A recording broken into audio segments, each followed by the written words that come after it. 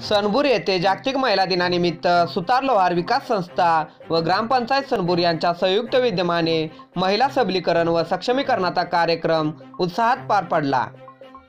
सणबूर या ठिकाणी सुतार लोहार विकास संस्थेचे अध्यक्ष व ग्रामपंचायत सदस्य दयानंद सुतार व ग्रामपंचायत सरपंच सौ शारदा कुंभार व उपसरपंच संदीप जाधव व सर्व ग्रामपंचायत सदस्य यांच्या वतीने अल्प उपहार व भेटवस्तू महिलांना देऊन महिला दिन उत्साहात साजरा करण्यात आला।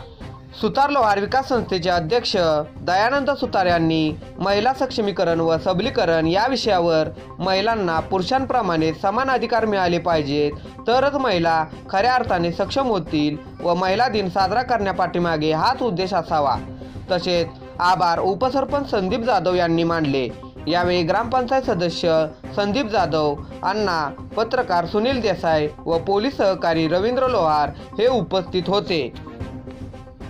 पंचनामा न्यूजसाठी सणबूर प्रतिनिधी सुनील देसाई।